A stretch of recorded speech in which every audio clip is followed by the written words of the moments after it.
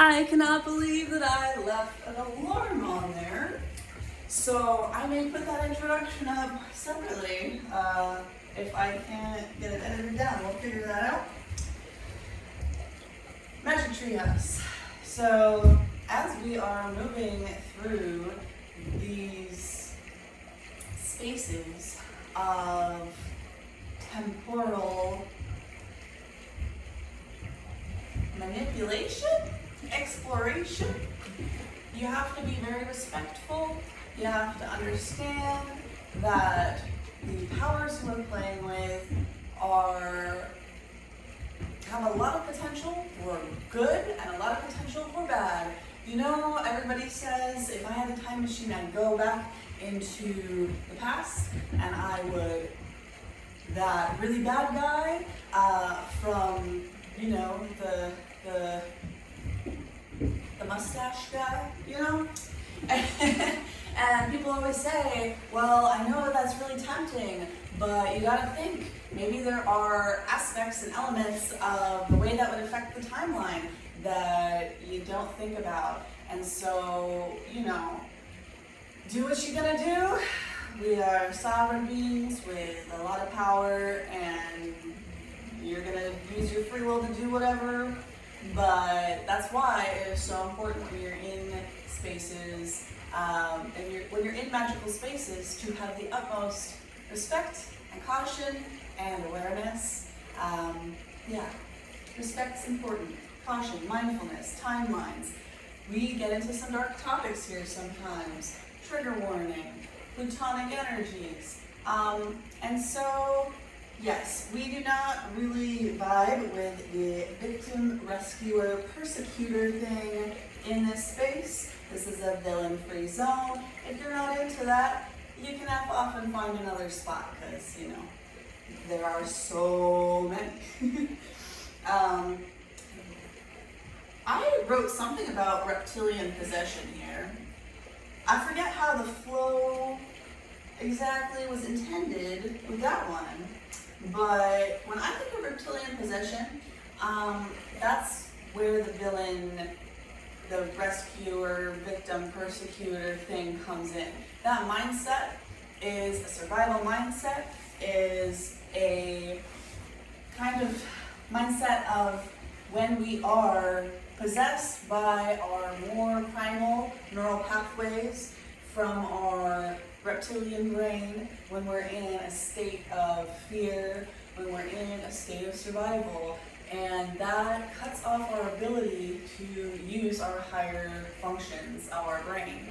And so that's why I don't really like it. Like, I watch a lot of different tarot, or I have, and there's some trashy stuff out there and that I don't find to be particularly helpful.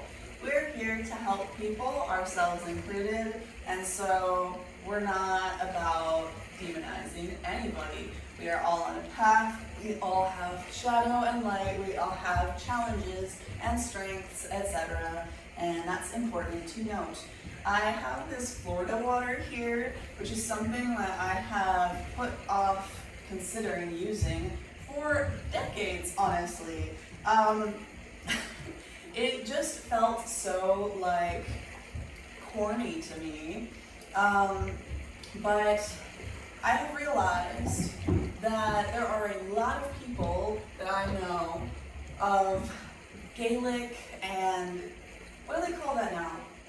Latinx descent, who are a part of this energy, if that makes any sense. Like, Florida water is a very recent substance. It's not some, like, ancient, ancestral product. It literally is made in a factory in Florida, and maybe not even Florida, I'm not sure. But it was only the last few decades, I think, that this has become a prominent thing in the magical rituals that people practice. But again, there are a lot of people I know who have similar roots to me who do use this. And so I thought maybe that in some way will connect me to my ancestry through these people who are kind of like my mentors, like the people that are ahead of me in this work. And so I used it the first time, and I felt like, I don't know how I feel about that, like, whatever. And later, the next day, I just felt like such an intensity, such a clearing. It wasn't like all butterflies and roses. It felt heavy and dense and like, I don't know, like when you purge, like when you get sick and you like are locked up in the bathroom. It was that energy. And so sometimes when you detox, it's a lot. You could say too much. If you like intensity, if you just want to push through, then awesome. And so that was my experience with Florida water. And so it's something to be worked with carefully and to be respected. It reminds me a lot, it's an alcohol-based color, and it makes my skin really sensitive, so I don't put it on my skin. But when I drink alcohol, maybe once or twice a year, it's usually very intentional. It's not like partying with a bunch of people usually. It's more of I'm going to kill all of the brain cells that are doing things in loops that I don't appreciate. And I wake up in the morning and it's like such a reset. But also my body's like, what the heck, that was really intense. You may have some kind of relationship to Florida water. It may be some kind of confirmation for you. Or I may have been rambling on about it for a long time and you're just like, hey, how'd you please get to the next piece here? Okay, so I had some stuff about my ancestors. Y'all don't really need to know all about that throat stuff. My canine teeth, you can read about that in my community notes or in my community posts if you'd like. I mean, okay, actually I'm going to talk about it just for a second. I grew up with a really intense habit of grinding my teeth, mostly at night. Didn't realize it necessarily until a dentist told my mom, hey, have you thought about this? Have you looked at it? And you look at my teeth and they are flat. I don't have fangs. I don't even remember since when. And I think it's very, very clear to me that there's a very clear reason that I did this. And it's because my main mission in life when I was younger is to look unthreatening, to calm the nervous systems of the people around me, to not draw attention to myself, and to make everybody feel safe.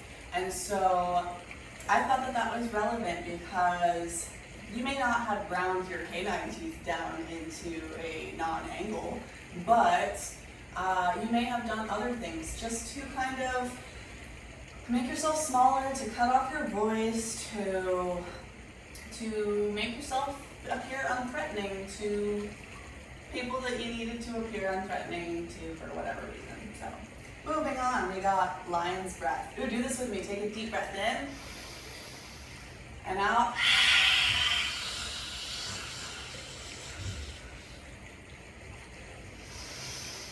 That's a favorite practice from like the kid yoga classes my mom used to teach other people that I know. They do lots of animals and things. Lions may be a confirmation or a sign or a medicine for you. I had something about lungs, about blood, about mantras, songs, something about false light. Maybe go check out my Instagram. There's a blue colored post about that I think might speak to some of y'all. And then I had 3 book recommendations come through, or maybe just the words are relevant to you for some reason. We got The Eden Conspiracy. We've got Sex, Time, and Power.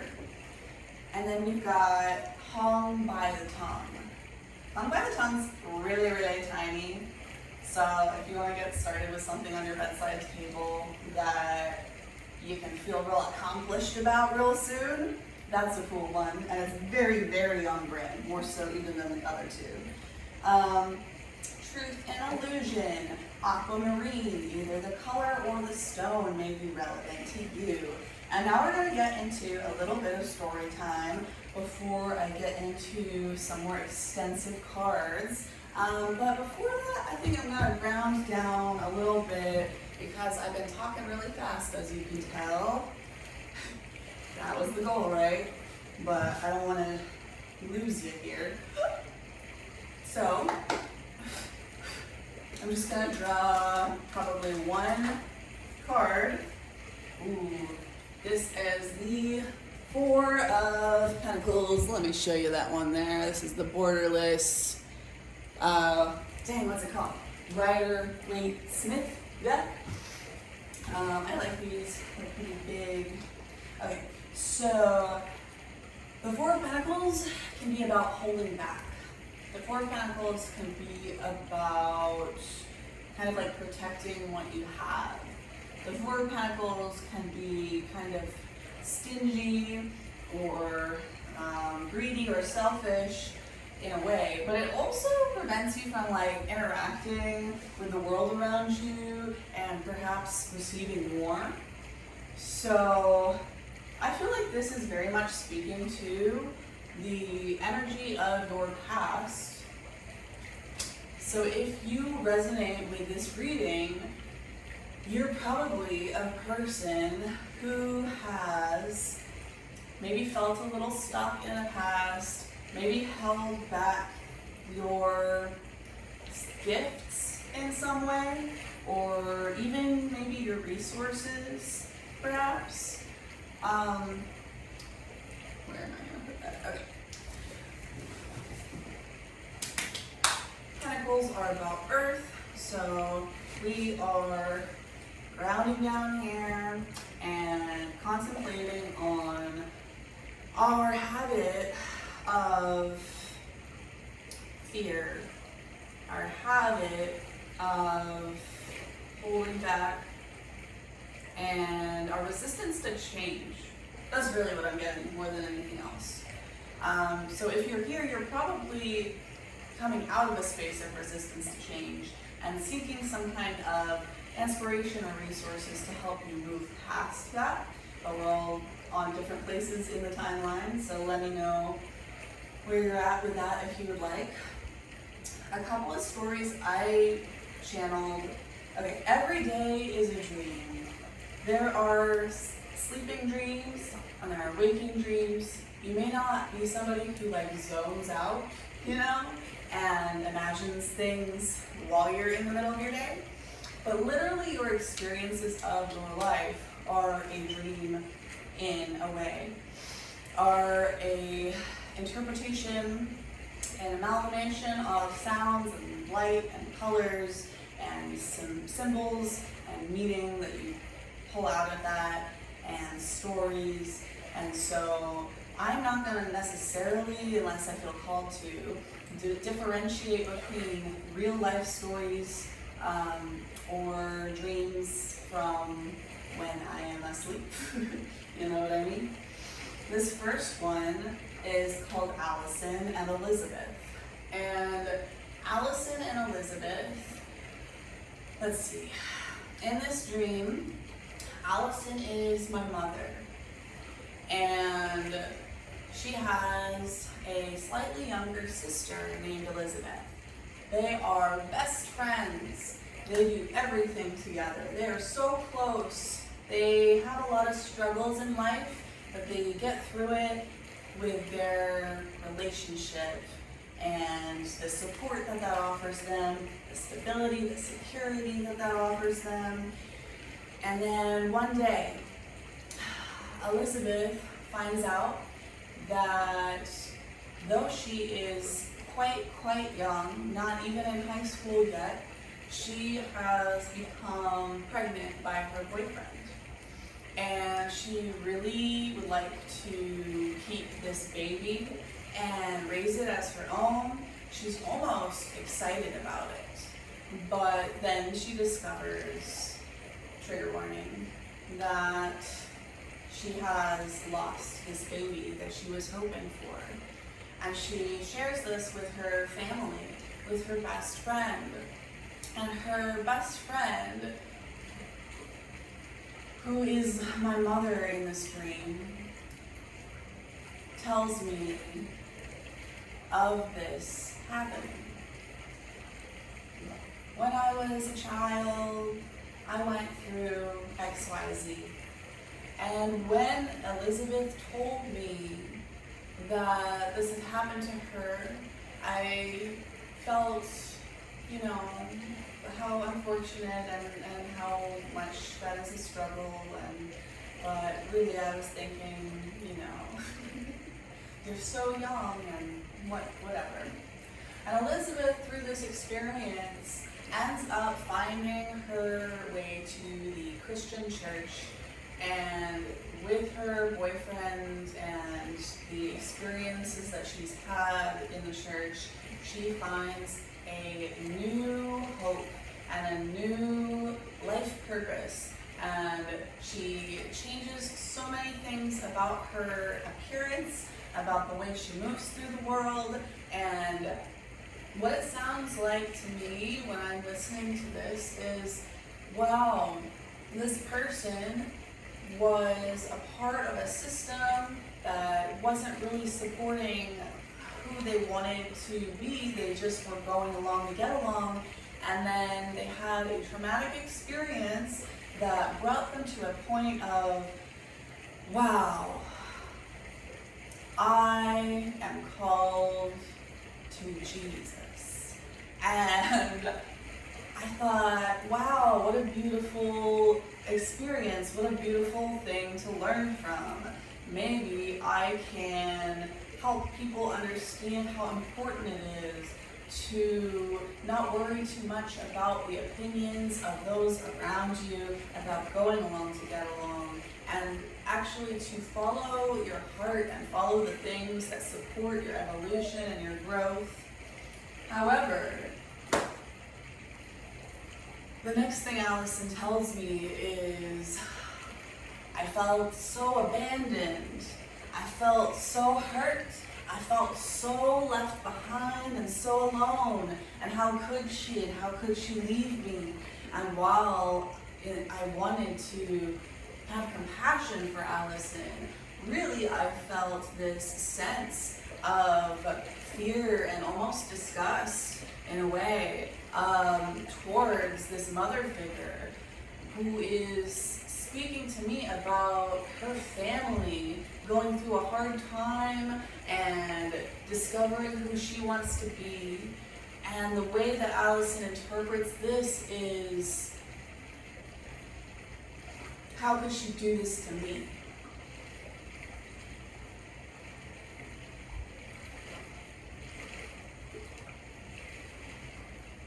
And that was a striking dream. Little reference to our last one there. I don't have as much battery on here as I thought, so I may go and grab the charger I have a few in there. Thanks for staying with me through all of the hiccups.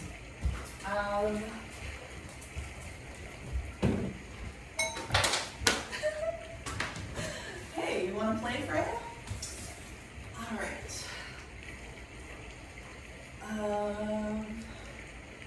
Getting this space flowing again. Oh my goodness. You really got to test me today, huh? Okay. Gotcha.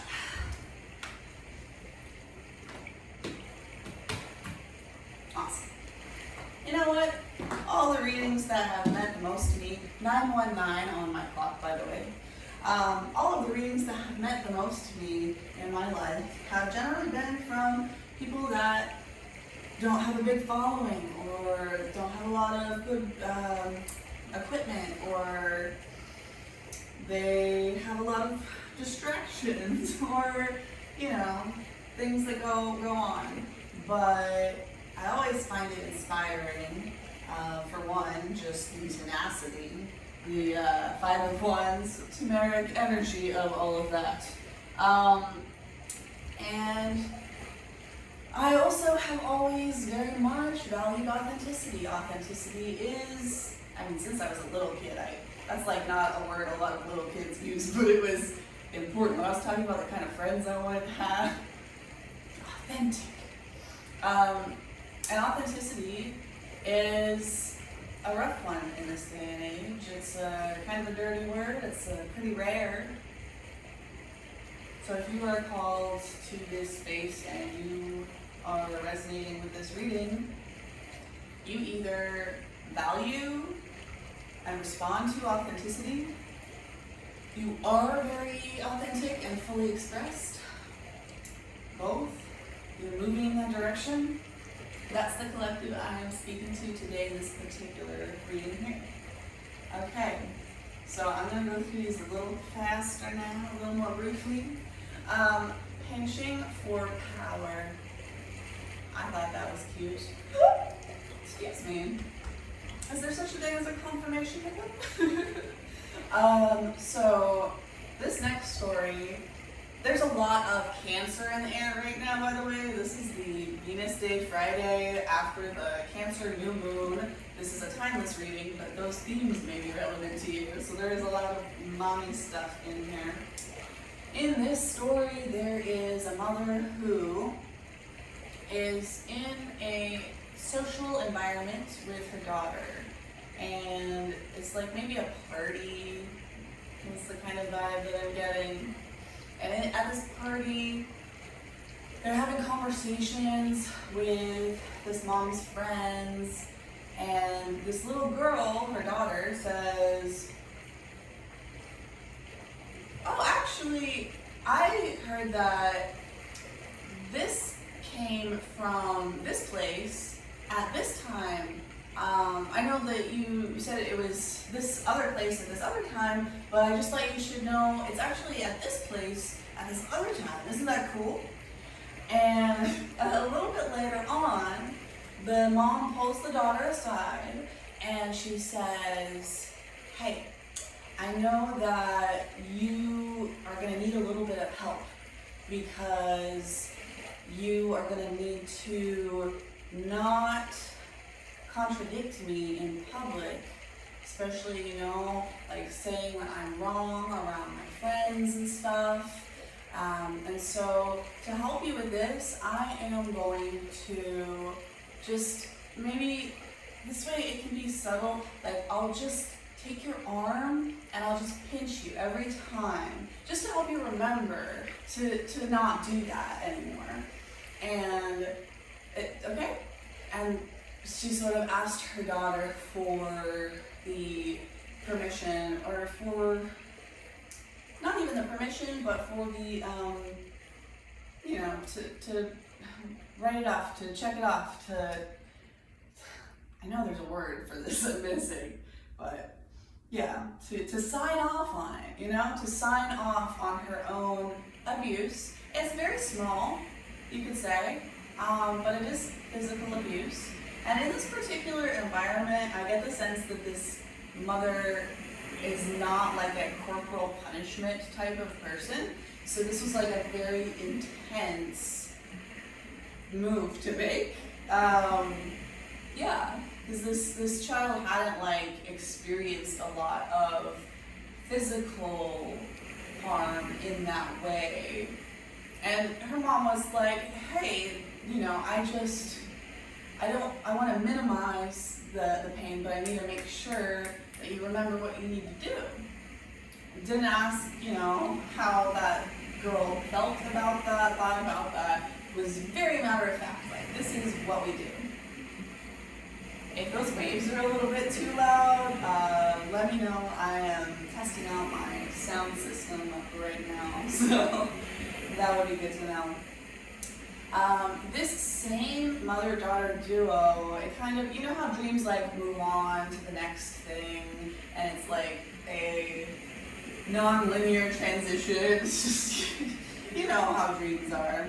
And so they're in this space, it's a big, like a dance hall, or like a dance studio with big windows and mirrors, and if you've ever been inside of a dance studio, you probably know what I'm talking about there.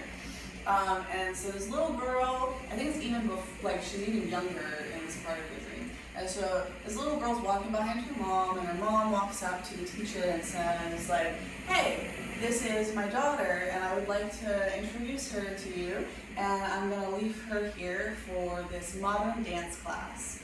And this little girl I then tuned into, and she was just like oozing, emitting this sense, this energy of panic and fear and anger and all kinds of things. I don't know even how to put the words to it necessarily. It was just such incredibly intense fear, as if it's like the most fear she's ever experienced up until her life at that point. You know, when you just hit a threshold of your nervous system or something. And so in this dream, I pulled her aside, not any of the other people there, but like me personally, like Kachi here, like, hey little girl, let me ask you, what is going on here? How do you feel? What's this energy that's oozing off of you about? And she says, well, my whole life I have always had very strict, specific expectations and rules about what I'm supposed to say, what I'm supposed to do, who I'm supposed to be. I don't dance. I don't sing. I don't make art unless I'm forced to. I don't do anything unless you can tell me what it is you want from me, so I can execute that, so I can mitigate this danger. Like, dang, this little girl has some crazy vocabulary, oh my gosh, but, you know, dreams are dreams. And so she's like, I don't know how to function in an environment where there are no rules. What am I supposed to do here? But she feels so obligated to show up for this mother figure that she does it, you know, goes to the classes, does her best to follow the instructions, but the instructions are kind of trying to lead her into her body, into her intuition. She's like, I don't understand what this is about. I don't know what to do here, but I'm just gonna do my best. I'm gonna look around and see what other people are doing and maybe copy them. Okay, and so it kind of blacks out, moves to a new scene. It's clear a lot of time has passed, and they're at a recital. I guess the mom's in the stands and the little girl's, you know, on the stage in front of her teacher with all of her little, I don't know, like toddler almost age friends, a little younger maybe, or a little older maybe. And everybody is doing their twirls and being butterflies and digging in the sand and, you know, whatever, their interpretive dance things, being kids. And this little girl freezes. Literally, doesn't make a peep, can't move, has the most intense urge to run, not to run away, but like to force herself into performing. But she just hits a wall. Her brain goes blank. She doesn't know what to do. She's frozen. She's an ice cube.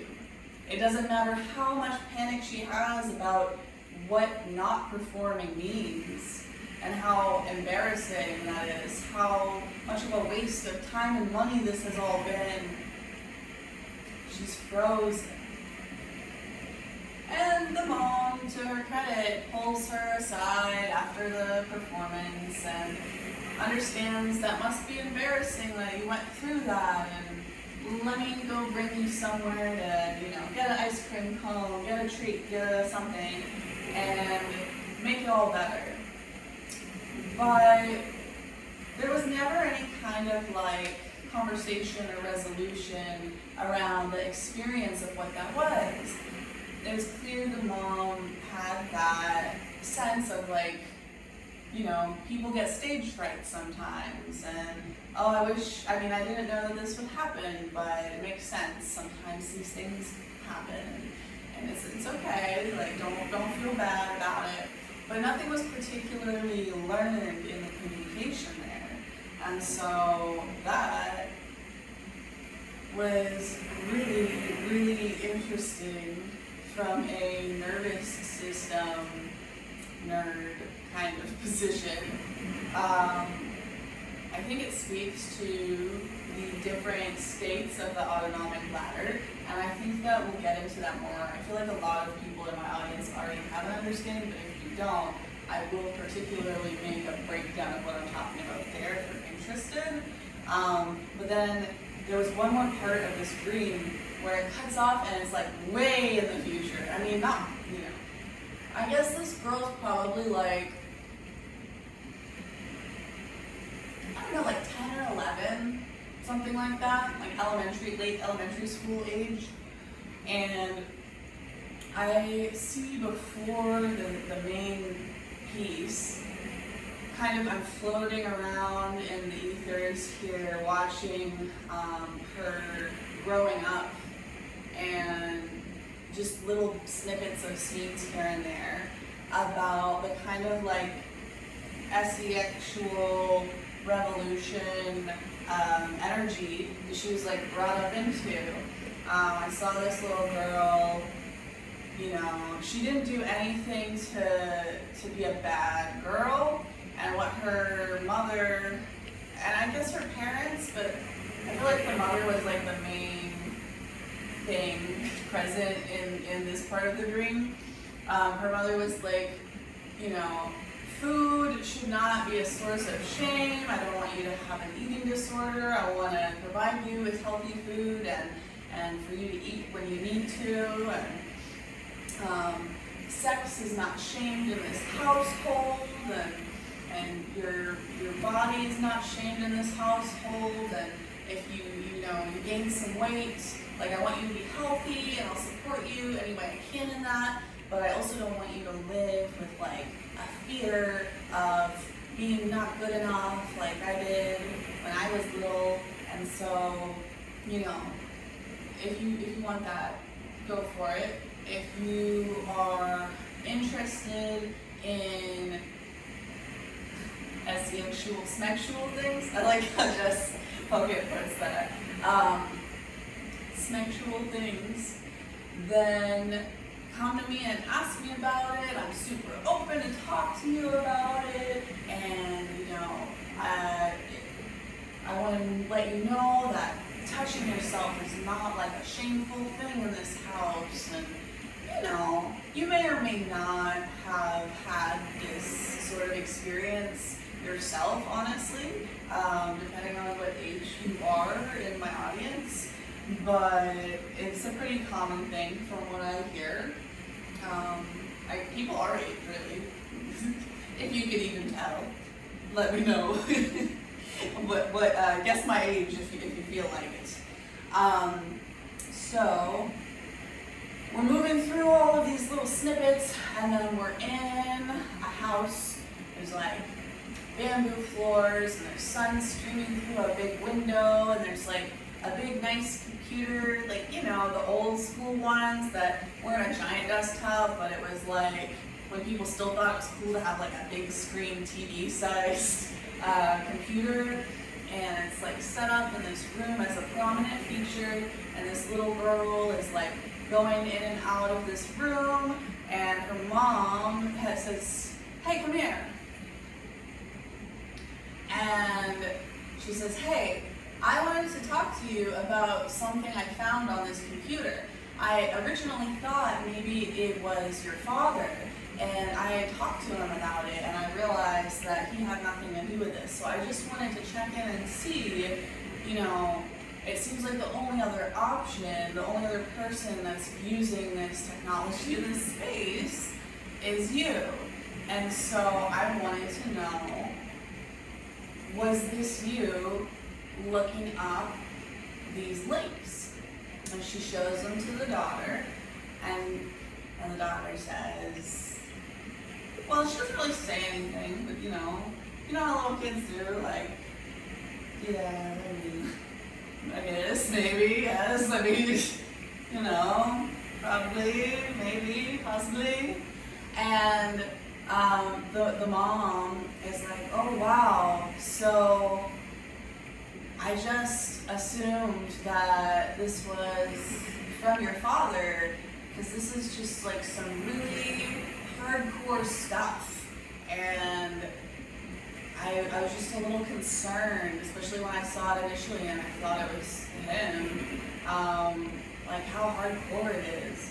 And this little girl, it's like, I can see her face is like kind of blank in the actual room, but it's almost like from behind me, like my disembodied spirit, like behind me, there's like this echo, and I can tell it's this little girl's voice, and she's just laughing hysterically. And she's just like, are you kidding me?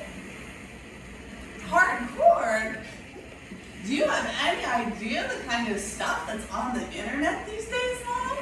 Do you even look at the internet? Like, what did you think this was? You give us access to this computer all the time, and you tell us that it's totally fine and natural and normal to explore our sexuality. Sorry, YouTube censors, please don't shadow ban me, please. And yeah, she's like,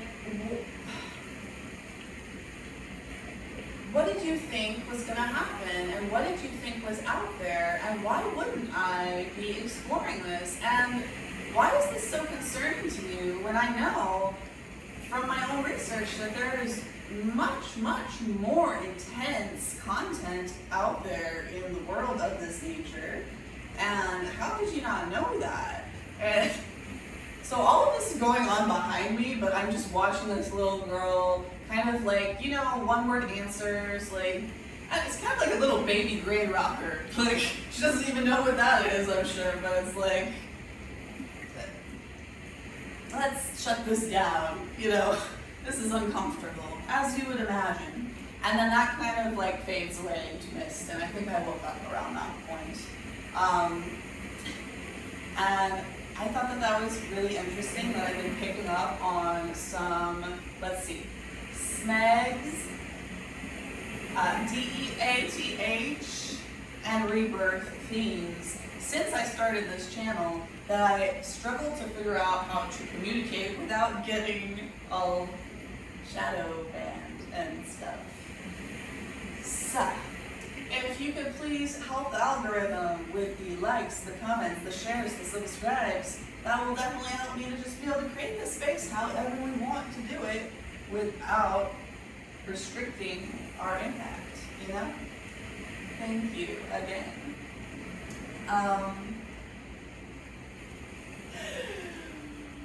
Oh, there's one note here I'm going to skip because I'm not sure if I remember what it's about.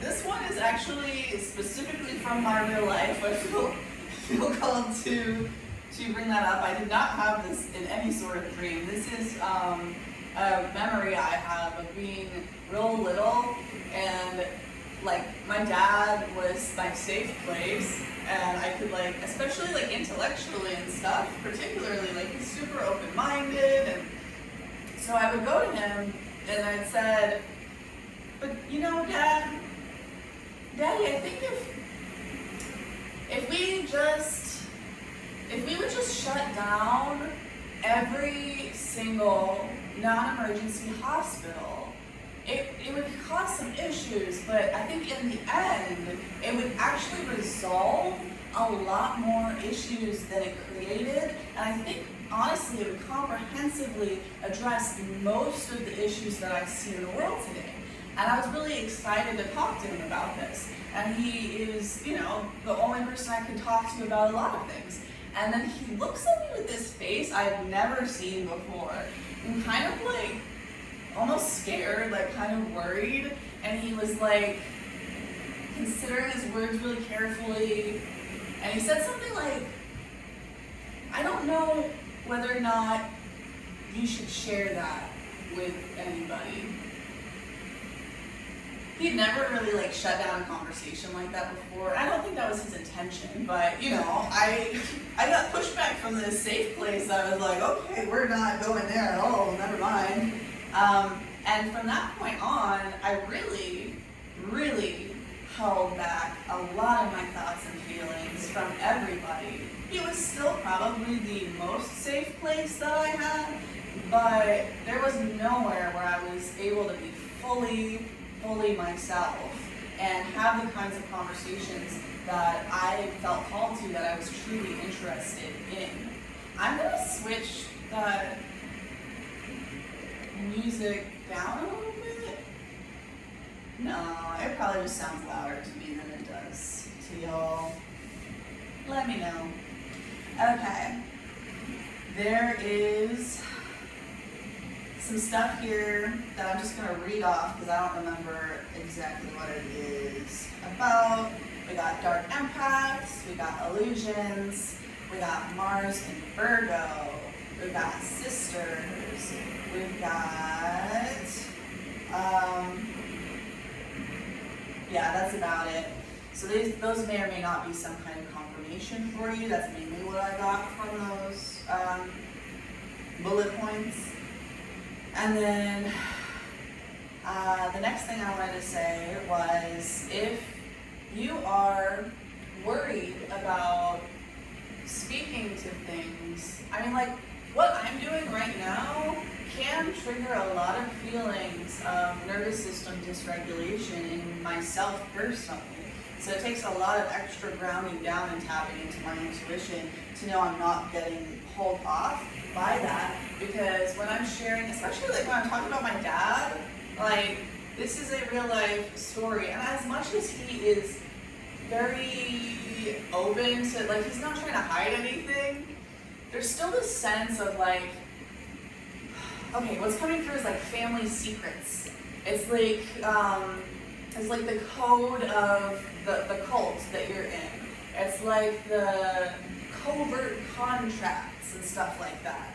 It's the expectation of showing up in a way that protects the image of the people that you're closest to, and the sense that that is what love is, as like trying to make those people look good in the eyes of the greater society, or I guess the kind of the rules of it depend on what your family cult situation is. And maybe a big family, maybe one-on-one, or you're just like a single child, single parent kind of thing. And so something that came through really strong was just this phrase, trigger their shame. Trigger their shame. That was like a chorus of like 3 or 4, 5 like really deep, serious voices. And it's not like a sinister kind of energy coming through that at all. It's, what I got was the fear of triggering the shame in others. The sense that you would like to be kind and compassionate to people who want their secrets kept. And what came through to me when I heard that was, well, all of the people that have helped me in my life to change my relationship to myself and the world through stories, you know, dreams and tarot and all kinds of things, but also stories of their personal lives that they related it back to, that made me feel so like seen and understood, and helped me to process things in a way where I could move forward from things that I had been stuck in for a long time. And so I was like, well, so there's obviously value in this, but where are the scales? Like, is it valuable enough to offer this help to people if it's going to trigger their shame? And what was coming through about that is, if you sharing the truth causes somebody to have that kind of feeling, there's 2 kind of options. Like, it might be shame and it might be guilt. So that's important to distinguish. If they are feeling guilt when you share the truth, when you expose the secret, when you break the covert contract, if they feel guilt, then that is coming from inside of them, from a sense of, I broke my own moral code, I went against my own compass, and I can sense how that hurt you, or something, or caused destruction in some way, and I feel guilty about me pursuing my words, actions, thoughts, like me pursuing my desires, me pursuing my impulses, causing something negative to happen as well. And I would say, that's not your responsibility. If somebody feels guilty and they want to keep something secret because they feel like they did something wrong, for one, maybe you do or do not feel that way about it, that it is wrong. But if they feel like it's wrong, if it went against their moral code, I think that is important for them to look at and to be confronted by, and that it's almost, it's enabling. It's not kind in the end to try and protect people's ego like that, especially consistently and intensely over time. It creates this kind of fragility, and that's not good for anybody. And not only that, if you're also getting some kind of benefit of being able to help other people and to transmute pain and challenges into wisdom and actionable, advice or whatever, then it's a win-win. There might be some discomfort, but discomfort is not something that we demonize here, and I don't think it's something that you should either. Take everything I say with a grain of salt. I mean, use your discernment in all things. Pretty please. So trigger their shame, the force game. There was something that came through about if people are, triggering their shame. So if it's guilt, there's guilt. If it's shame, that's not about feeling like I did something that goes against my moral code knowingly. I am guilty. I feel out of alignment. That is, no, I did that because I wanted to, because I felt like I should. But I feel like a sense of shame. The difference between shame and guilt is that I feel like I am essentially a bad person. Not even that I did something bad or wrong or unhelpful or whatever, but that my existence is wrong. Not my behavior, but I am wrong. And again, honestly, I feel like that's almost the same kind of response. You treat it differently to some extent, but it's like, that is not your responsibility to avoid triggering that. And for two, if they feel that kind of sense of shame in that situation, they need to be looking at that, right? So, yeah, moving on. The force game. What came through about the force game is that there may be some people in the collective that have had very forceful individuals in their surroundings, in their lives, prominently in some way.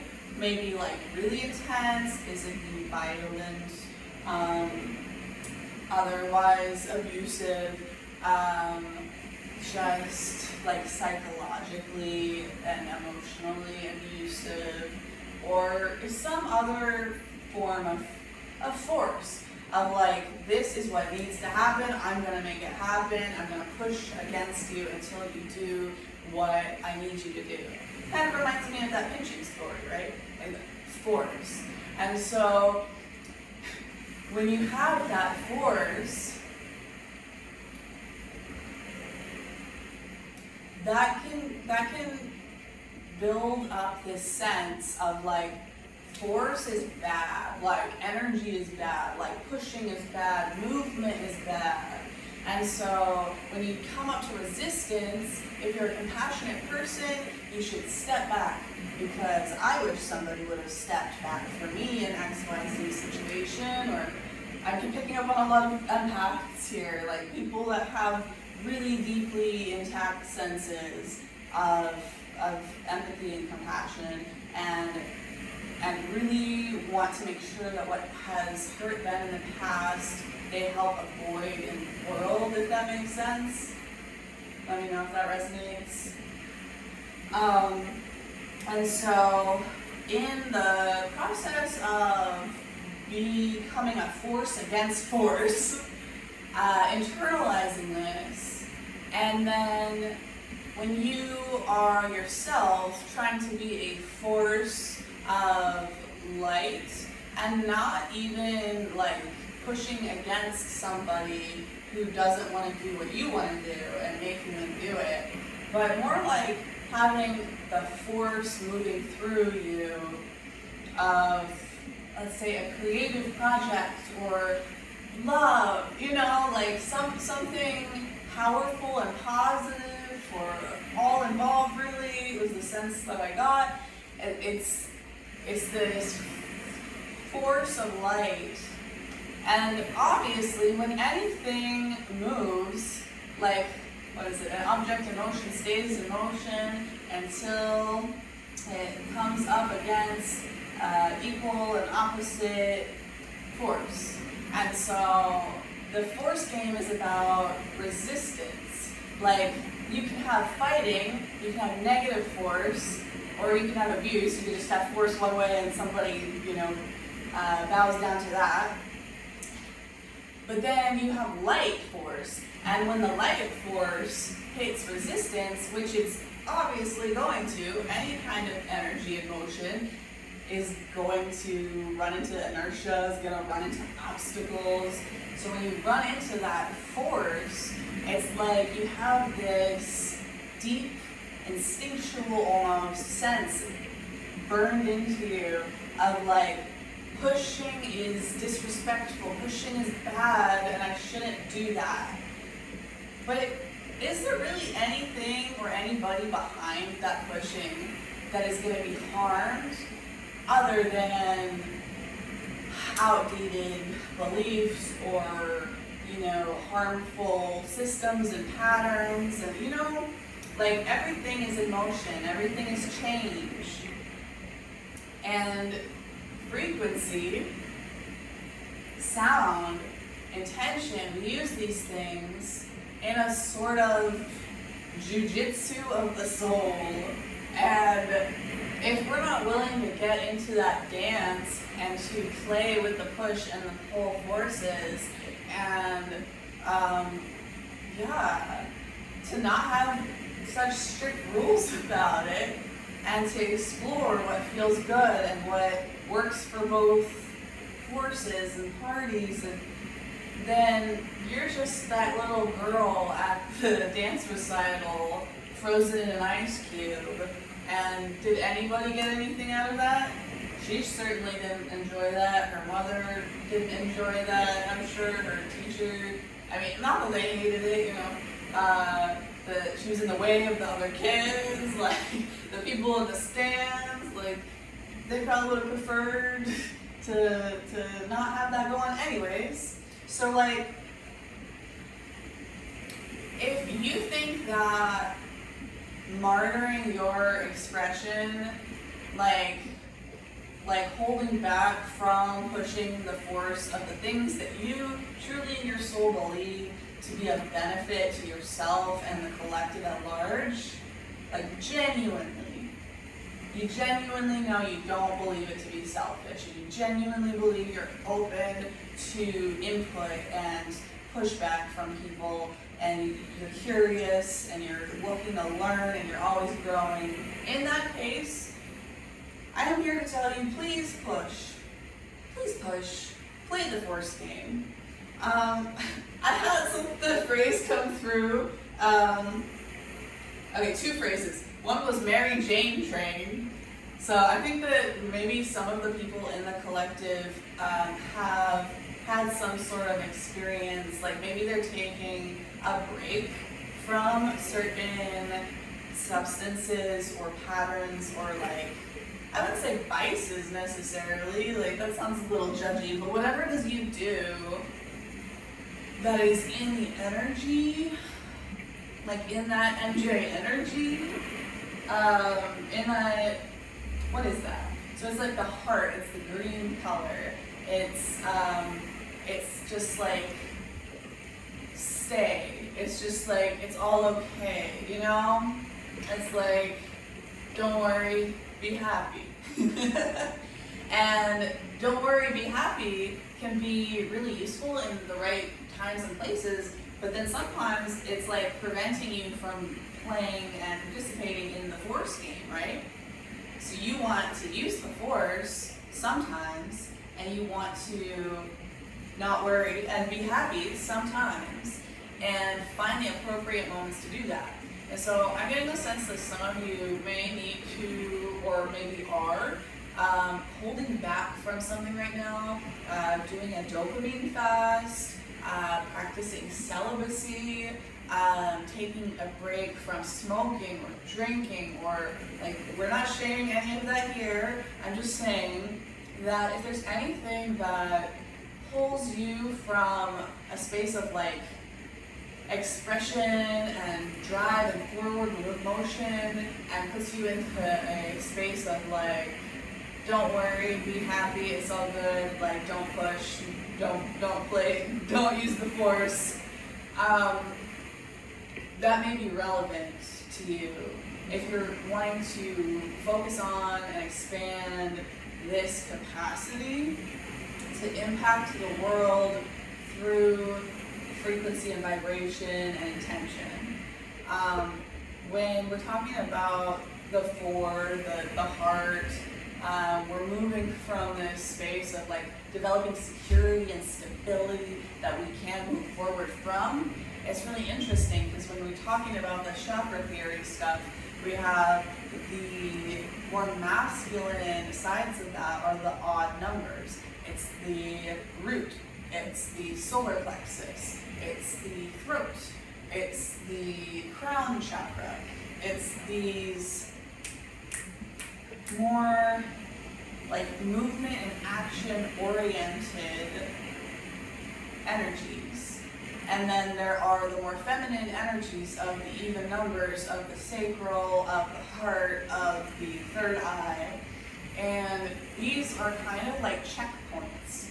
It's kind of like your nervous system is like go, go, go, and then it's like you rest, and it's like day, and it's like night, and you want to be able to flow in between all of those different modes in order to be the most effective, helpful, useful person in this world. And if you get stuck in any particular type of energy, you develop stagnation, and that can cause all kinds of problems on any of your systems, mental, physical, emotional, spiritual, what have you. I also got TDS, ID, WYAO, TRP. Those may be initials, those may be letters of confirmation in some way or another to you. But I feel like it was a acronym for something.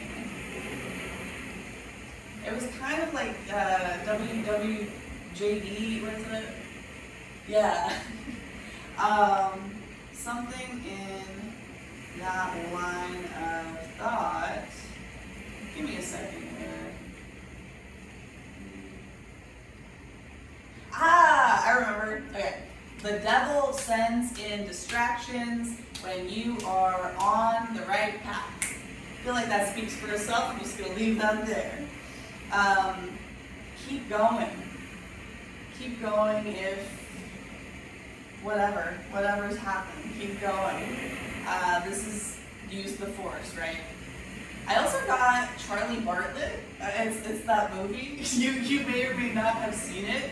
The names may be significant to you, or maybe you should go watch the movie. But particularly, there was this like one part, like a song in it, that when you want to sing out, it's that one.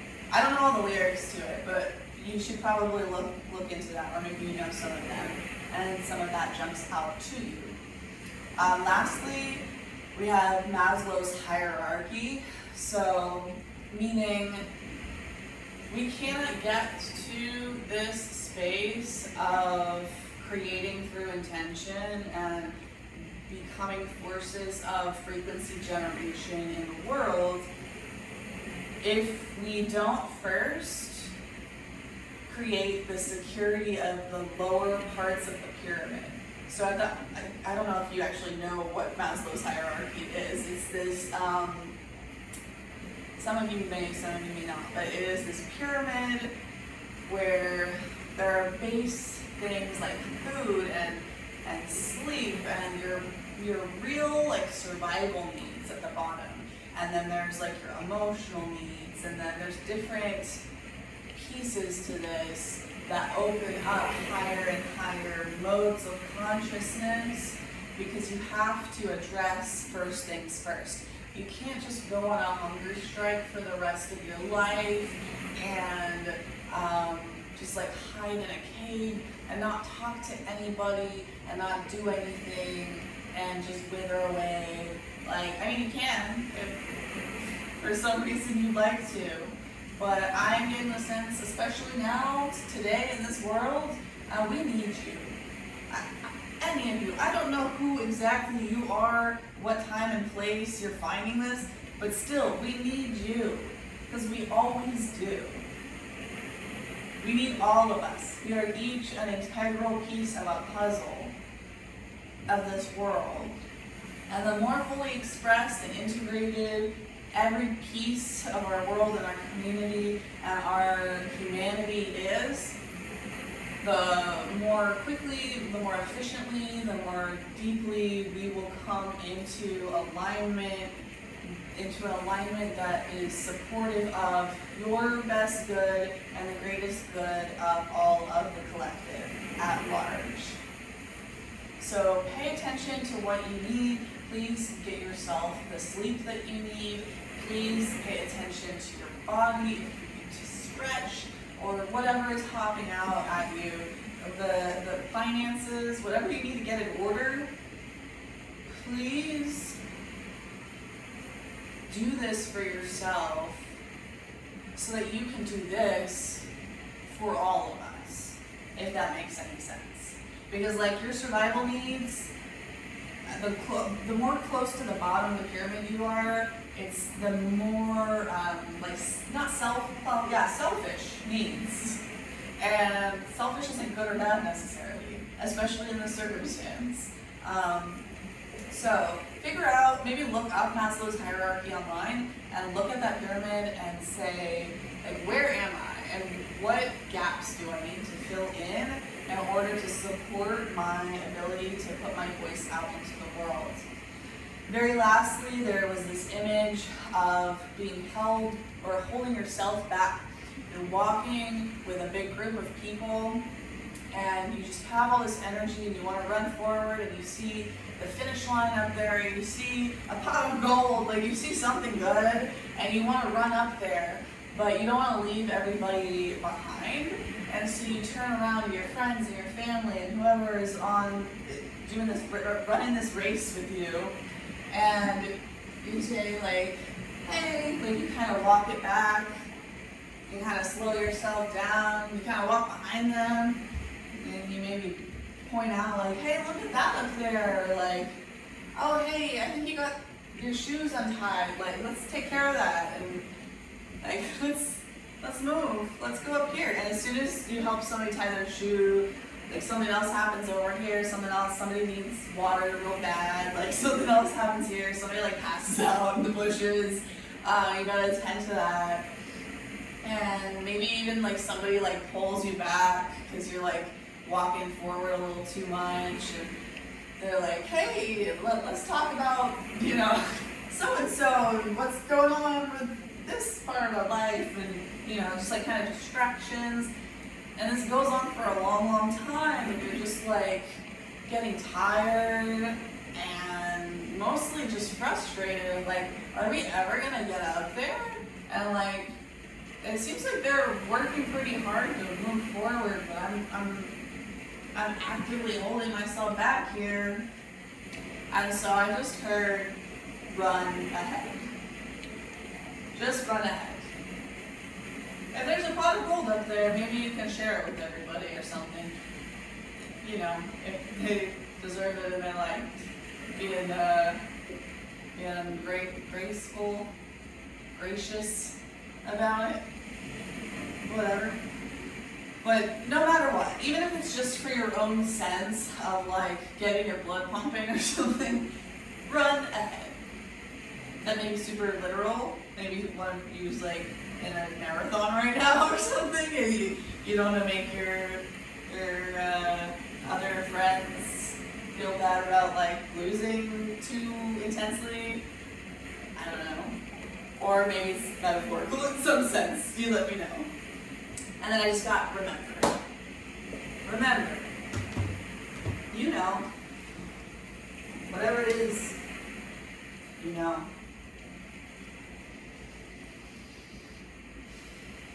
Okay. I think I'm going to use this one next. I'm going to put this Four of Pentacles we started off with up here. Excuse me. The confirmation hiccups are on today. I'm a trendsetter. Okay. So, oh, I got one right out the gate. But, here.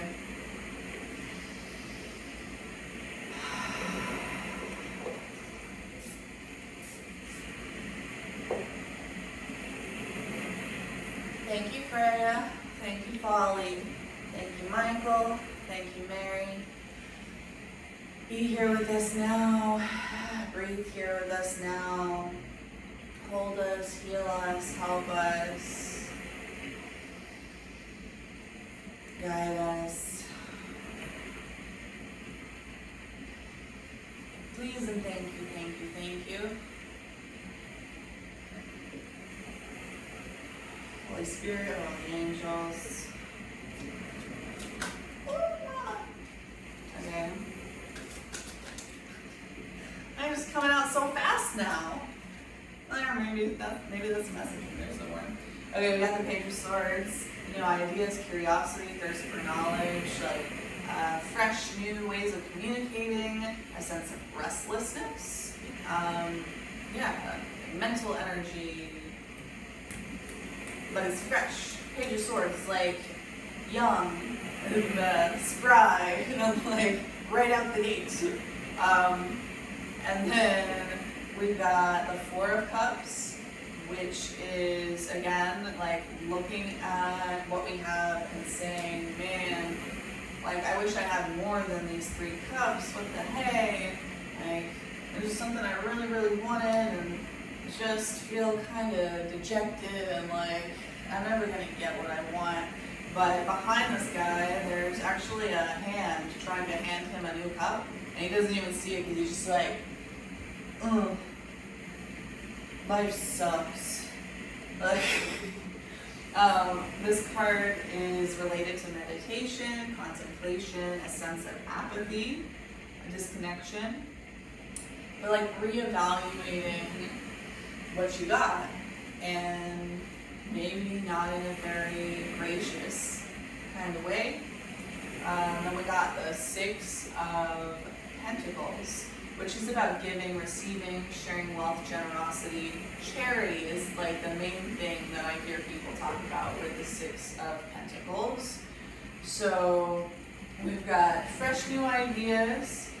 We've got a sense of apathy, a lack of hope, a lack of graciousness, and then we got charity.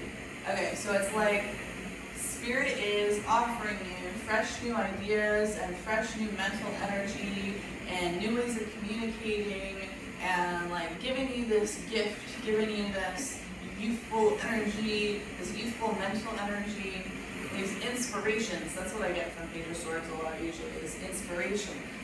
Spirit is offering you this inspiration as you may be struggling with feeling like apathetic or you're not seeing it. Maybe that's what that cup is like the fulfillment of pursuing this fresh mental energy, these inspirations, and charity. So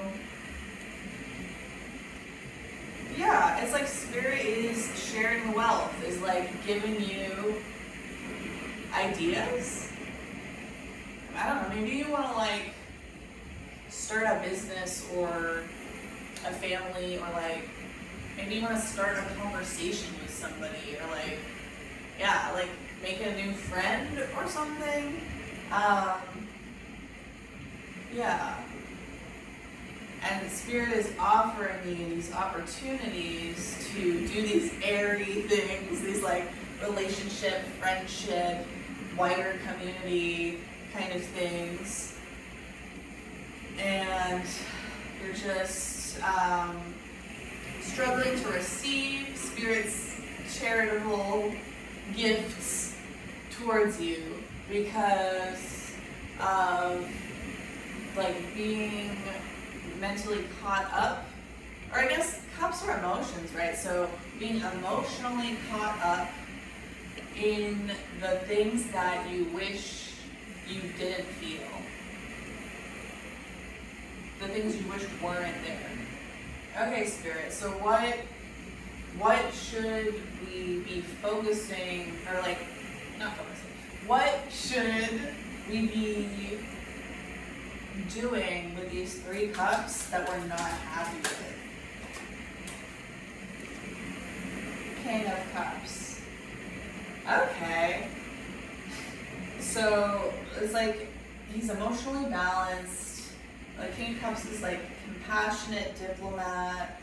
He's got this like emotional control, usually not in a negative sense, not like controlling and not like restricted to himself too much, but like a certain level of self-control that allows you to perceive and explore your own emotions and those of others with just a tiny bit of detachment and a lot of like security in yourself. The ability to look at things from a bird's eye view. I'm getting kind of like therapist vibes off of this one. Balance, supportive leadership, tolerance, empathetic. Yeah, exactly. So this may be literally, some of you need to like find a good therapist or spiritual counselor, or somebody who works with emotional energy, with water energy, maybe even like a somatic practitioner of some sort. I feel like wands are usually more sensually related, but there might be something about sensuality involved there too. But either way, just like finding some support and some mentorship, like somebody you respect and trust to help guide you through the process of figuring out what to do with those 3 cups that you're not so happy about. Yes. The Page of Swords in this teaching deck, they all have like yes, no, maybe for like, super cheesy, like predictive tarot stuff. And it says, with the Page of Swords, the 4 of Cups, and the 6 of Pentacles, it says yes, maybe, yes. So it's kind of like, let's go! And then you reconsider, and then the charity, the giving and receiving is like, let's go again! And so the air energy of the Page of Swords is like kind of the spark, the fresh idea, but then you hold back because of your emotions, and then you move forward into practical action, taking this actionable advice from Spirit. But you have on top of the 4 of Swords, the King of Cups, which is a yes card, turning yes, maybe, yes into yes, yes, yes. And so we've got definitely strong guidance to seek guidance, to seek a Hierophant. That's what we were talking about earlier, right? That's the 5th tarot card is the Hierophant. And that can be a priest, a therapist maybe, like, somebody who has a bird's eye view of something and has a lot of experience. And you can always take guidance from somebody in the 3D realm and like decide it doesn't vibe with you and it doesn't work for you, and then move on. Like, that's the only way that you can interact with other things around you, honestly, is to try it on for size and like really take it seriously and follow everything they say, and then say, no, that's not working for me, or like, no, that doesn't feel right. And the only way for you to know that is to try. I like to say about tarot and developing your intuitive capacity, you have to go like, oh, I think I see that, I think I get what that means, and go test it out and like go play with that, like what if that was true? And then through that process, you either get confirmation and you learn and you get stronger in your ability to decipher what is resonant and what is maybe more of like your lower natures, like if it has something more to do with guilt or fear, anger or shame or something, as opposed to like true intuitive guidance. And that's really useful to learn too. We want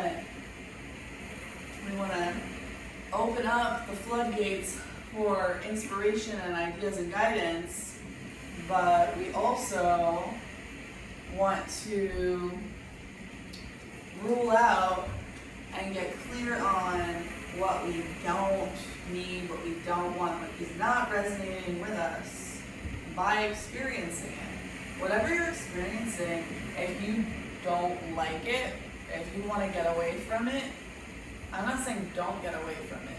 I'm just saying slow down, pause, observe what's going on, pick up everything you can about why, get curious, get an open-minded sense, a present awareness, a detached bird's eye view of the situation, pause, and really take in everything you can learn from that situation, and then with that information make a plan to do something different and move forward. Okay? On the bottom of the deck we have 3 cups. Celebration, friendship, collaboration, creativity, community, and happiness. There may be some other stuff in there if you're working through something about a third party. Maybe. I don't really get that off of this today, right now, though. You know, people tend to love that interpretation.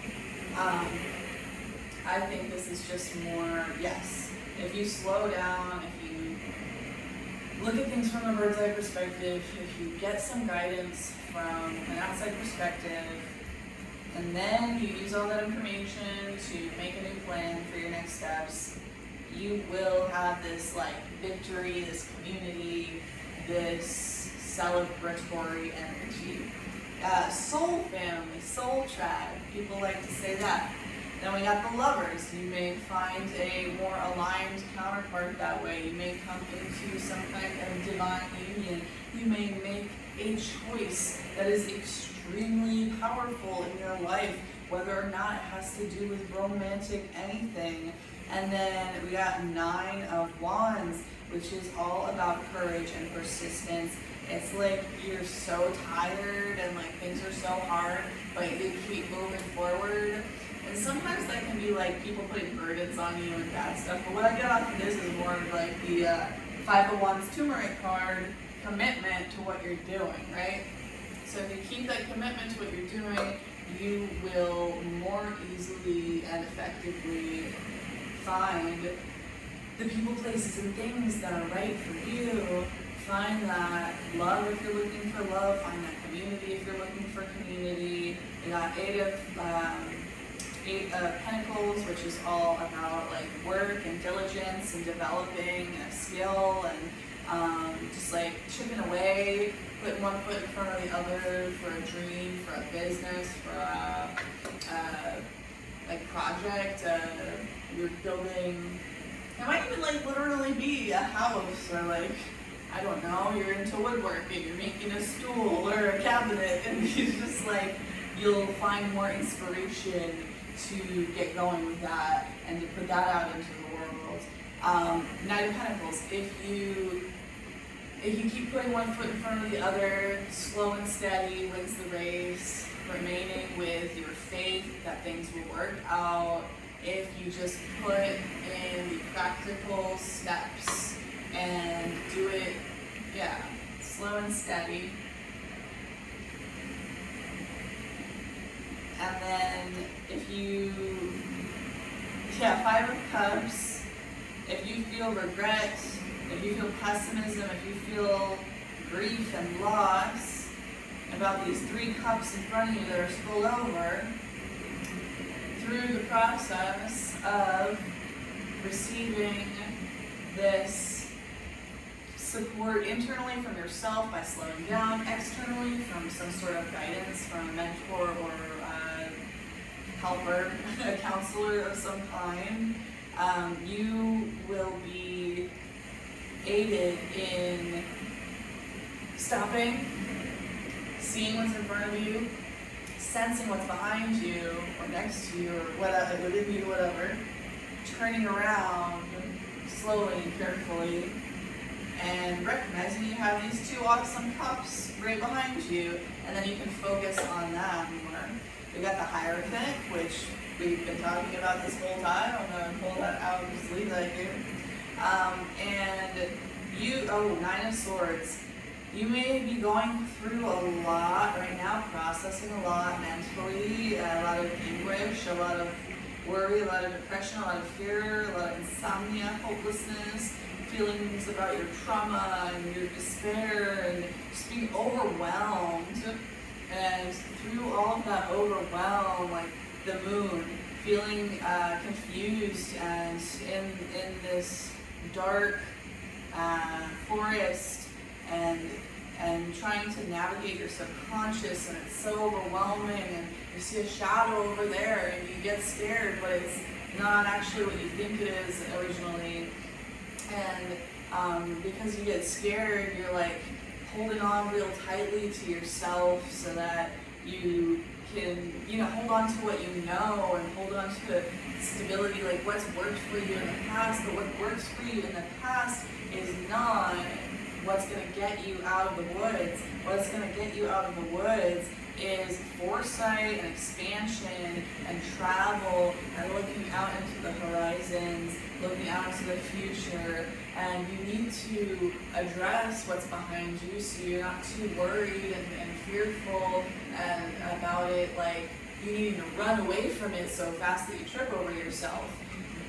You need to make peace with those demons and those shadows behind you, but you also need to look out at the horizon and get on that boat and move forward so that you can move into a space of materially manifesting wealth, business, security, becoming a leader, or developing prosperity, abundance, the discipline to be able to generate that abundance, the ability to be generous. Like maybe that's something that calls to your soul, is to give to others, but before you give to others, you have to give to yourself, because you're not an endless well, you're not a reverse black hole, and if anything or anybody else is a black hole around you, like, there's no use in feeding a black hole. I hope we all know that.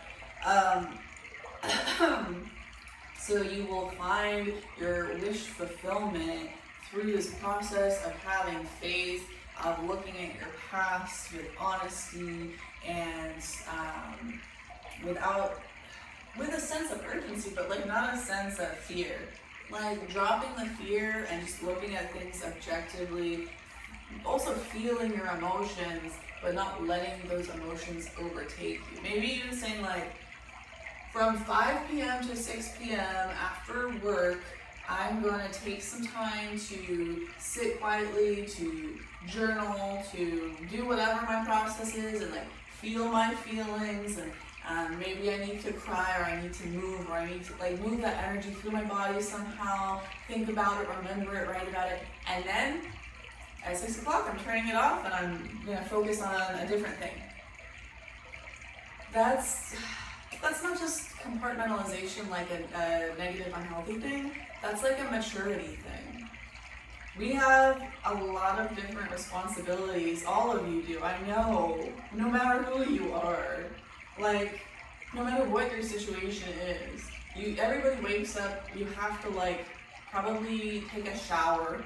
You have to like probably make yourself some food, or if somebody else is cooking for you and you're sick and stuff, like you have to at least like eat the food. You have to be here doing things, and you can't just fly by the seat of your pants all the time like a toddler. Like otherwise we would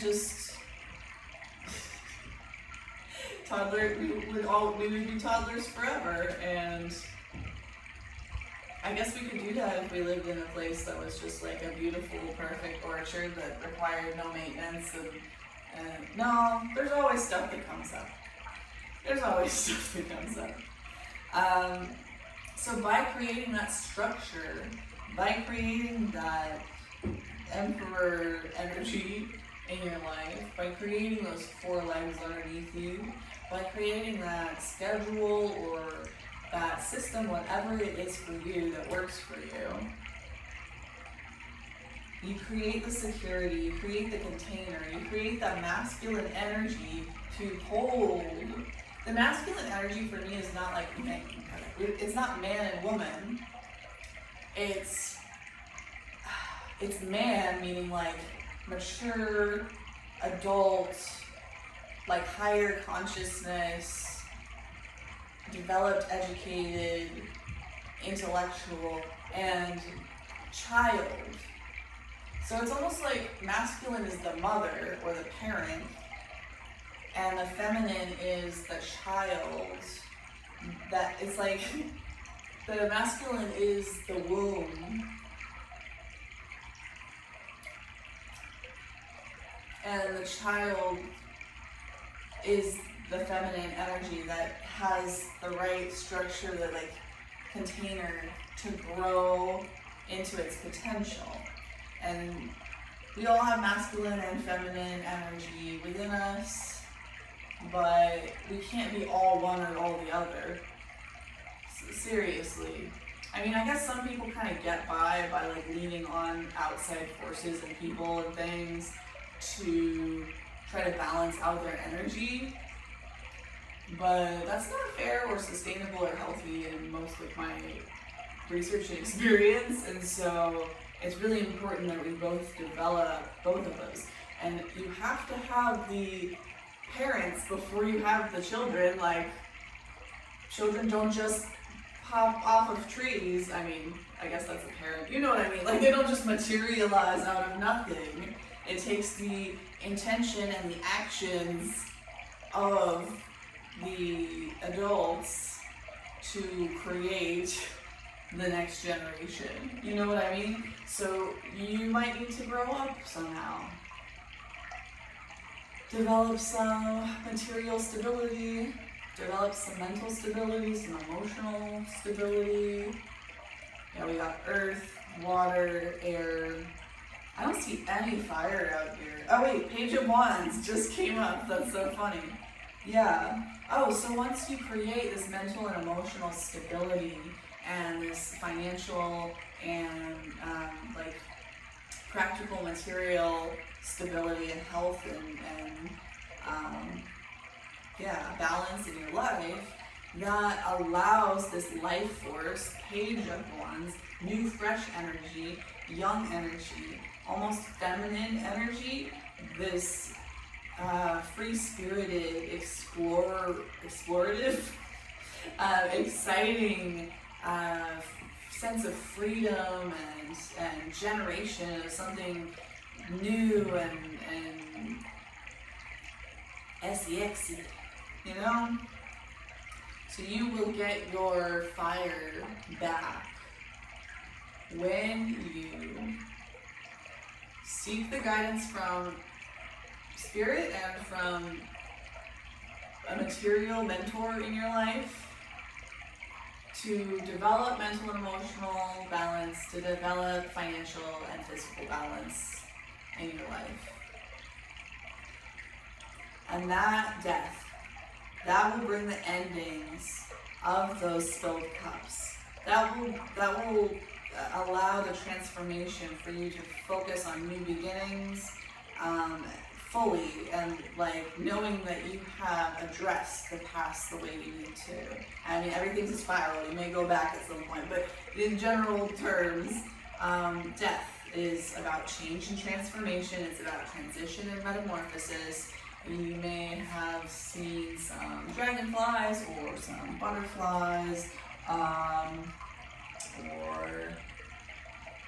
those are the main ones I'm getting right now.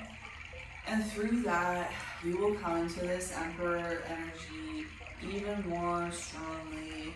And the more strongly you are centered and secure and confident about moving forward in the way that you are, because you have checked in with outside sources you respect. You have checked in with spirit. You have checked in with your community, your leaders, your council. Then you will have this ambition to be action-oriented. You'll have this genuine drive to succeed. Your thinking will speed up. You'll feel confident in defending your own beliefs because you have explored them fully and you have fleshed out the shadows there.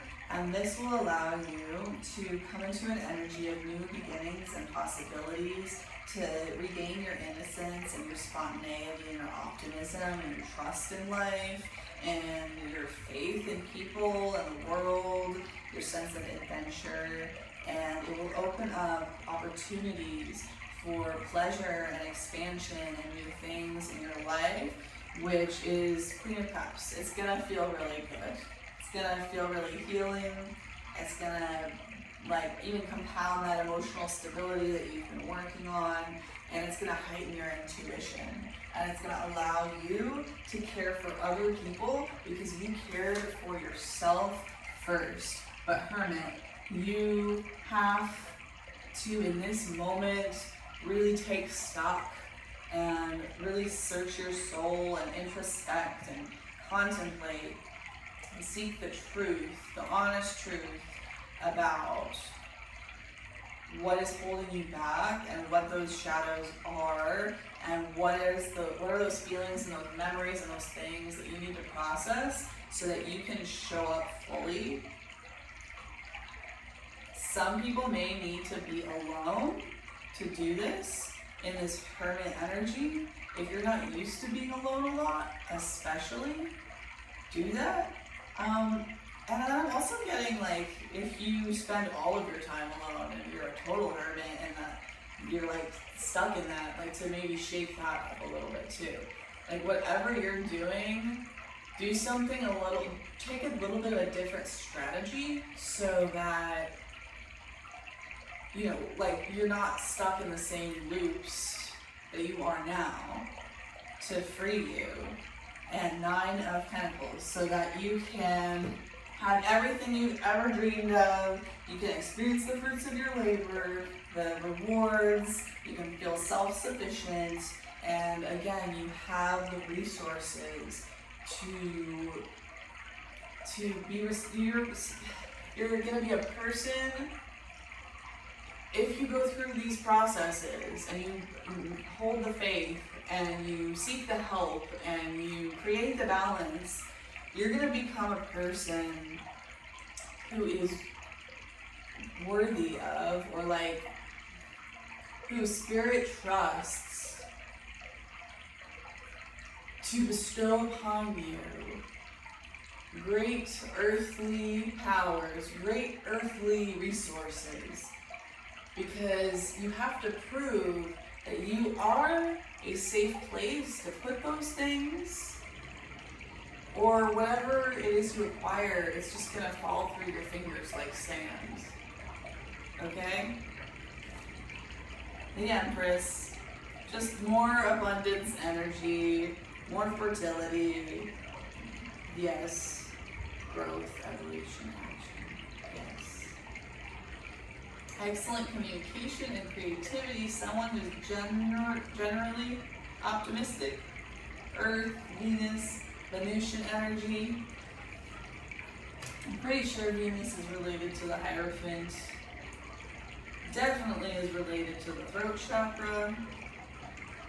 The world changes. 7 of Cups. Opportunities.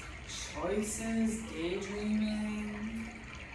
King of Wands. Leadership. Vision. Entrepreneurship. Or overcoming challenges. And career. And maturity. And strength. Finding courage and passion, and like continually growing in your power, in your strength, in your self-control. High Priestess, so that you have the container to hold your intuitive development, the sacred knowledge of your subconscious, to trust yourself more and more all the time, to understand yourself so deeply that you know your morals and you can stand on them. You feel like you have that moral purity, not in a judgmental way, but in a self-knowledge way. And like, if somebody wants to come here, I've really sifted through this really well, and they can take it or leave it, but I feel really confident in offering this up to the world. Oh, and I haven't had any reverse come out here, but now here we have 5 of Pentacles reversed. You may know 5 of Pentacles, kind of a famous card of being outside this church and being on crutches and just, you know, not having the things that you need, being left out in the cold. Literally, it's like snowing out there usually, I think. Yep. Recovering from financial loss, spiritual poverty, etc. And finding improvement. So it's like coming in from the cold. You're gonna come in from the cold if you follow this process that we talked about today. You're gonna get to a space of 10 of Swords of completion. 10 of Swords is kind of a dark card, a lot of people feel like, you know? No, no. It's the 3rd decan of Gemini. It's like the death to the air energy. It's like death to overthinking. 10 of Swords is about like so much anxiety, so much overthinking, so much pain, so much mental anguish. But when you get to 10, this guy's got 10 swords in his back. He's not coming back from this. He's moving on to the next cycle. He's moving on to the other side. It's over. It's done. The sun will come out tomorrow. And if you have been dealing with some dense, darker, heavier energies, that's probably what you want, right? Is to fully process them, which is probably why you've been running away from those emotions in the first place, I would imagine. All right, thank you so much for being here so far. I am going to pull one last oracle card here from the Herbiary, the Illustrated Herbiary by Maya Toll. I got this deck from my mother, and it's just as a gift, and it's just one of my favorite things ever. It's like part oracle deck, part herbal medicine education, but not just in a physical sense and like how you can use things the way herbal medicine usually is used, but like also this, whoa, that's a lot. I'm not gonna take all those, just one please. Like the spiritual essence, the medicine, you know, like with animal medicine, it's all about the symbolism of that animal finding you is the medicine you need to hear. So it's like the energy, the frequency, the intention, the pattern, the sound, the meaning behind that plant. That plant has a message for you. It's not just like chemical transmitters that are impacting you. Okay, so I had this one that was already flipped over, like it was backwards in the deck. I didn't even realize till I was shuffling it. And so it's like, this has already happened. This is staring you in the face, waiting for you to find it. It's reishi. And on this, it's a reishi, like at the bottom of a tree, some going up, up, up. And it says defying gravity. Defying gravity. But the one that actually came out when I was shuffling and asking for a card was plantain, which is so cool because plantain is literally all over the place. It's very easy to find. It's very pedestrian. It's very, it's a weed.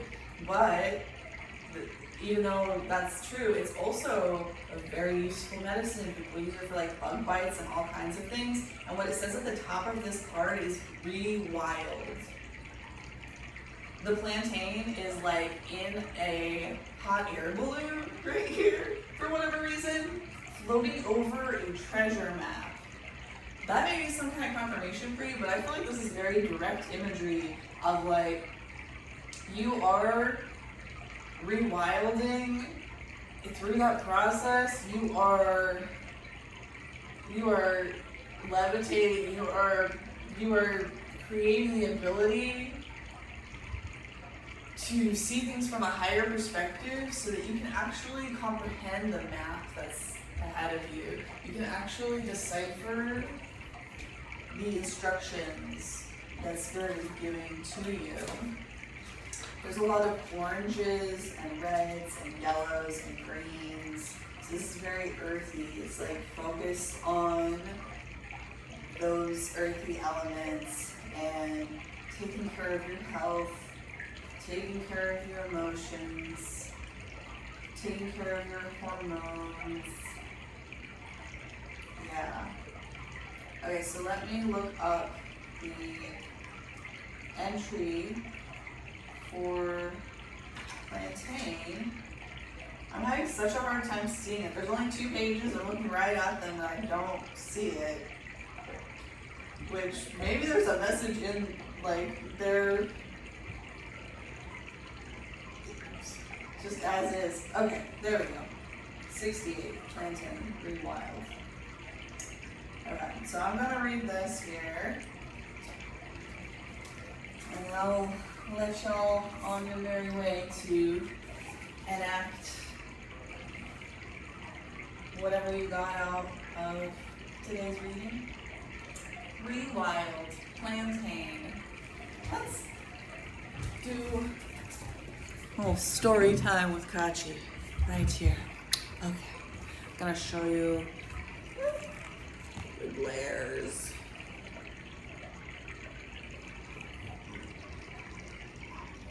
Maybe I'll post it on the community page and you can look up there if you want. But here. Rewild, plantain. The Latin name is Plantago major. It's Latin, it's a dead language. There's no right or wrong way to pronounce it. That's what I hear and I'm sticking to it. If you let her, Plantain will share stories of wagon trains and ocean crossings and Alexander's shenanigans in Egypt. Given a chance, she'll make a traveler of you too, drawing you gently out of your comfort zone, moving you from safe to the edge of the wild, pushing the boundaries of civilized behavior and laughing at your scruples. It will start with a small thing. Plantain might offer a leaf to ease a sting or the itch of poison ivy. Just chew it and spit it on the bite, she'll encourage. Great Aunt Hilda would have a heart attack, you think, while your inner wild child smiles gleefully at this baby step away from civilized. So I feel like this is very much giving you the guidance to move away from whatever, if it's a one-on-one cult, one of the like most common, maybe there's a relationship you need to step out of, or maybe there's a system or a community or something that you need to step back from and create the space to listen to your plant guides or whoever, whatever is speaking to you right now. There is a ritual and a reflection here that I will read you here. Ritual is remember the basics. Remember when you were a kid and you'd lie on the ground feeling the grass tickle your back and the sun warm your face? Remember when rolling log-like down a hill was the perfect afternoon activity? Plantain doesn't ask you to step away from your true self and into some unknown version of you. She asks instead that you dust off the unruly and slightly wild but deeply connected side of yourself that gets pushed into the background when you're busy being an adult. She reminds you of your childlike wonder and joy in the basics. Lie on the ground and let the earth support you. Feel the sun on your face and sense the clouds chasing shadows across your closed eyelids. Remember the joy in this simplicity. This is a place to which you can always return. The earth is where we come from. It's where we return. It's the beginning and the end of everything. It is our stability. It is the ground underneath us. Maria Stark, the singer, she talked recently about how she loves laying on the ground and practicing her voice, and that it opens up things because she's so supported in the most real, foundational, deep way possible. Every part of her body is just oomph to the gravity and to the earth, and it allows you to develop that game of force between the mother, the earth, that holds you, that allows you to be free. Yeah, and the root chakra, the earth, that is like a masculine, maternal, like parental energy of providing you the structure. You don't even have to create that structure. If you have a hard time developing structure in yourself, go to the earth, get grounded, maybe go out and stand with your bare feet on the ground or lay in the grass and stretch around and develop a relationship to yourself in relation to that most foundational structure that exists. And then when you're done with that, there's a reflection here. It's called drawing out. Plantain's special magic is pulling out what's stuck. She'll draw out feelings in much the same way that she removes splinters and insect stingers. If you were to sit down with Plantain and let her cradle your soul, what would happen? What shards would she pluck from your heart? What poison would she draw from your spirit? What pain or discomfort would she dig out from your body? Are you willing to let Plantain draw this suffering from you? And if not, why? Just get curious. All of it, just get curious. There's a sense of urgency, but not a sense of panic. There's a quote from Thich Nhat Hanh on the bottom. It says, "People have a hard time letting go of their suffering. Out of a fear of the unknown, they prefer suffering that is familiar."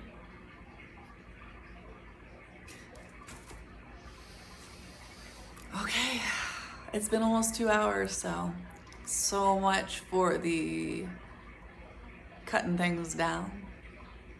We'll try again next time. Thank you for being here with me. It was a lot of fun, and I hope you gained something out of today's reading. If you did, feel free to let me know, and I will see you next time. Have a beautiful day.